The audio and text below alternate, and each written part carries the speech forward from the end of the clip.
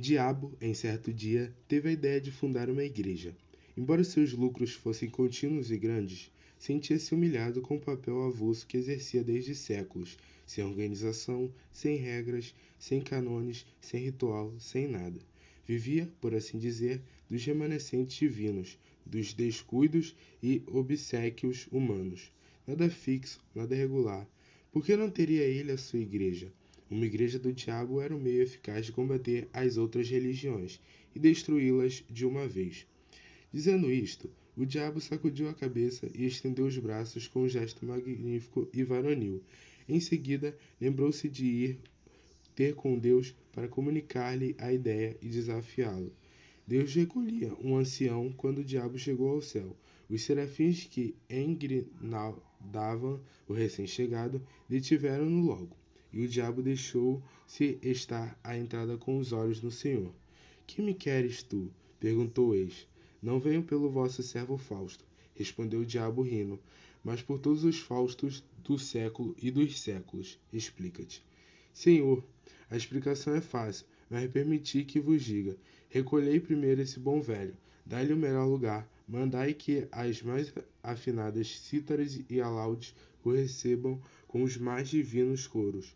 Sabes o que ele fez? Perguntou o Senhor, com os olhos cheios de doçura.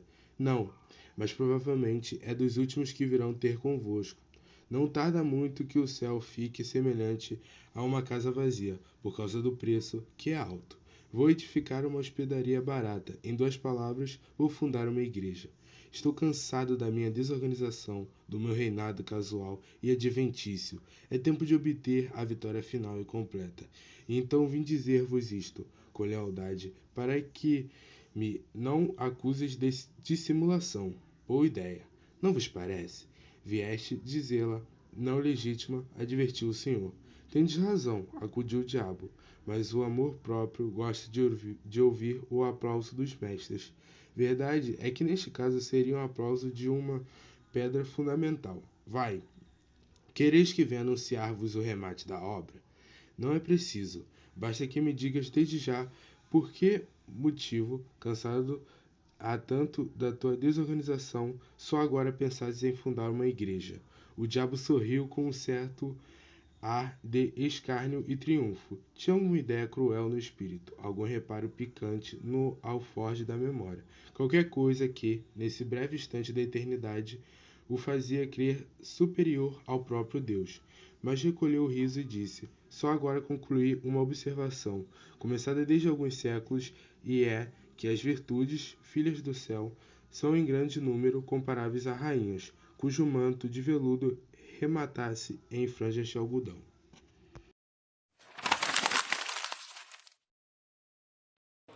Ora, eu proponho-me a puxá-las por essas franjas e trazê-las todas para a minha igreja. Trás delas virão seda pura, velho retórico, murmurou o Senhor. Olha bem, muitos corpos que se ajoelham a vossos pés nos templos do mundo trazem as anguias da sala e da rua.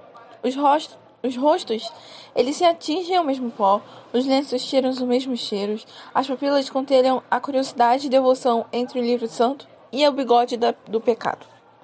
Vede o odor, a diferença ao menos, com que esses cavalheiros põem em letras públicas benefícios que literalmente espalham.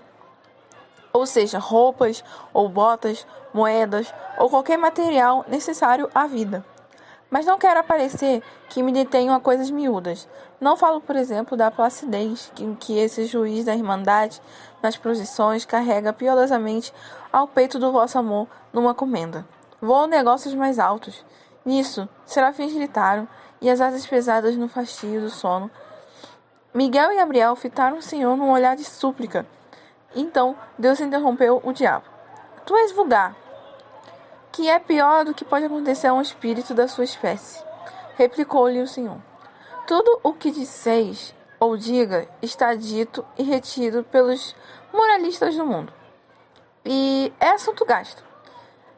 E se você não tem força nem originalidade para renovar um assunto gasto, melhor que te cales e te retires. Olha, todas as minhas legiões mostram no rosto dos sinais vivos do tédio que lhes dá. Esses mesmos anciões parecem enjoados E sabe tu o que ele faz? Já vos digo que não.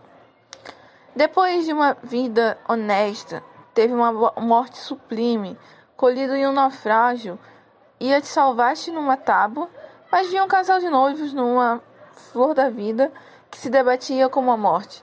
Deu-lhes na tábua da salvação, mergulhou-os na eternidade, e nenhum público. A água e o céu por cima. Onde achas que aí tem franjas de algodão? Senhor, eu sou, como sabes, o espírito que nega. Negas a morte? Nego tudo. A misantropia pode tomar aspecto de caridade, deixar a vida dos outros para um misantropo e realmente aborrecê-lo. Retrógrado e sutil, reclamou o Senhor. Vai. Funda suas igrejas, clama a tua virtude, recolhe as suas franjas, convoca os seus homens, mas vai. Debalde, o diabo, tentou proferir mais alguma coisa, mas Deus impediu e impuseram silêncio. Os serafins e um sinal divino encheram o céu com as harmonias de seus cânticos. O diabo sentiu de repente que se achava no ar, dobrou as asas como um raio e caiu na terra. Uma vez na terra, o diabo não perdeu um minuto. Deu-se depressa em enfiar uma congula bedinita com hábito de boa fama e entrou a espalhar uma doutrina nova e extraordinária, como uma voz que reboava nas montanhas do século. Sim, eu sou o diabo, repetia ele. Não o diabo das noites sulféreas, dos contos soníferos, terror das crianças, mas o diabo verdadeiro e único, que é o próprio gênio da natureza e que se deu aquele nome para arredá-lo nos corações dos homens. Vede-me gentil e arioso, eu sou o vosso verdadeiro pai. Vamos lá, tomai daquele nome inventado para o meu desodouro, fazer daquele um troféu ilábaro, e vos darei tudo. Então, o diabo passou a definir uma doutrina que clamava que as virtudes aceitas deveriam ser substituídas por outras. Eram naturais e legítimas. A soberba, a luxúria, a preguiça foram reabilitadas, e assim também a avareza, que declarou não ser mais do que a mãe da economia, com a diferença que a mãe era robusta e a filha era uma esmogadada. A ira tinha a melhor defesa na existência de Romero. Sem o furor de Aquiles, não haveria Ilíada. Mas nada curioso, por exemplo, do que a definição que ele chamava da fraude. Chamava-lhe o braço esquerdo do homem. O braço direito era a força, e concluía: muitos homens são canhotos, é tudo. Ora, ele não exigia que todos fossem canhotos. Não era exclusivista, que uns fossem canhotos e outros destros. Aceitava todos, menos os que não fossem nada. A demonstração, porém, mais rigorosa e profunda foi a venalidade. As turbas corriam atrás dele, entusiasmadas. O diabo encurtia-lhes, a grandes golpes de eloquências, toda a nova ordem das coisas, trocando a noção delas, fazendo amar as perversas e detestar as sãs.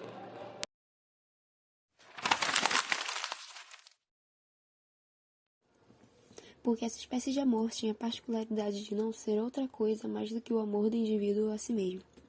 Para arrematar a obra, entendeu o diabo que lhe cumpria cortar por toda a solidariedade humana. Com efeito, o amor do próximo era um obstáculo grave à nova instituição. Ele mostrou que essa regra era uma simples invenção de parasitas e negociantes insolváveis. Não se devia dar ao próximo senão indiferença. A previsão do diabo verificou-se. Todas as virtudes cuja capa de veludo acabava em franjas de algodão, uma vez puxadas pela franja, deitavam a capas exaustivas e vinham alistar-se na igreja nova. Atrás foram chegando as outras, e o tempo abençoou a instituição. A igreja fundara-se, a doutrina propagava-se. Não havia uma região do globo que não a conhecesse, uma língua que não a traduzisse, uma raça que não a amasse. O diabo alçou brados de triunfo. Um dia, porém, longos anos depois, notou o diabo que muitos dos seus fiéis, às escondidas, praticavam as antigas virtudes. Não as praticavam todas, nem integralmente, mas algumas por partes e, como digo, as ocultas. Certos glutões recolhiam-se a comer frugalmente 3 ou 4 vezes por ano, justamente em dias de preceito católico, Muitos avaros davam esmolas, à noite ou nas ruas mal povoadas. Vários dilapidadores do erário restituíam-lhe pequenas quantias. Os fraudulentos falavam, uma ou outra vez, com o coração nas mãos, mas com o mesmo rosto dissimulado, para fazer crer que estavam embaçando os outros. A descoberta assombrou o diabo. Meteu-se a conhecer mais diretamente o mal, e viu que lavrava muito. Alguns casos eram até incompreensíveis, como o de um droguista do Levante, que envenenara longamente uma geração inteira, e que o produto das drogas socorria os filhos das vítimas. No Cairo, achou um perfeito ladrão de camelos, que tapava a cara para ir às mesquitas.